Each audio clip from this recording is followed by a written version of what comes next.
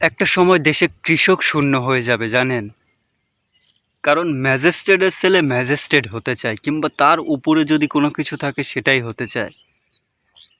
একজন চাকরিজীবীর ছেলে চাকরিজীবী হবে। একজন সেনাবাহিনীর ছেলে সেনাবাহিনী হতে চাইবে বা তার উপরে যদি কিছু থাকে সেটাই। কেউ কর্পোরেট জব করবে। সবাই যদি এগুলা করে তাহলে কৃষক কে হবে?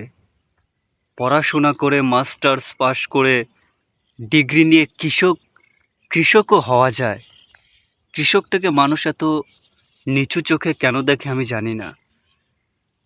বাংলাদেশে পড়াশোনা করে অনেক অনেক মানুষ আছে কৃষিতে ডেভেলপ করেছে।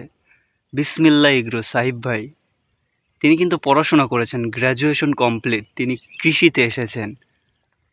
সবাই যদি চাকরির পেছনে ছোটে তাহলে ফসল ফলাবে কে? তাইলে ওরা চাকরি করবে, টাকা ইনকাম করবে, ফসল কই পাবে? চাল কোথা থেকে কিনবে?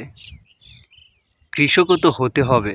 আমি চাই যে লেখাপড়া শিখিয়ে আপনারা কৃষি পেশাটাকে ছোট করে দেখেন না, ফার্মিং করান ছেলেদের দিয়ে, কৃষিতে নামান যদি আপনাদের জমি জমা থেকে থাকে।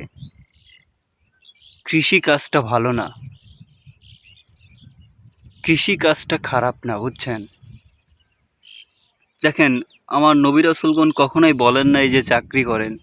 চাকরিকে আমি খারাপ বলতেছি না, কিন্তু নবী রাসূল কখনোই উৎসাহিত করেন নাই চাকরি করতে, ব্যবসায়ী হতে বলেছেন। গরু পালো, ছাগল পালো বা ব্যবসায়ী হও, ব্যবসা করো। তারা কিন্তু উৎসাহিত করেন নাই চাকরি করতে। তাহলে তারা যদি তাদের জীবন অতিবাহিত করতে পারে এই ব্যবসা করে, তাহলে আমরা কেন পারবো না?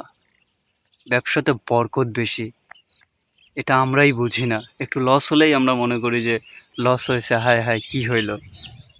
গরু ছাগল হাঁস মুরগি এগুলোতে আল্লাহ বরকত দিয়ে রেখেছেন, নিয়ামত আমাদের জন্য। এগুলোর যত্ন করলে আমরা রত্ন পাবো। কৃষক হতে হবে, ফার্মিং করতে হবে।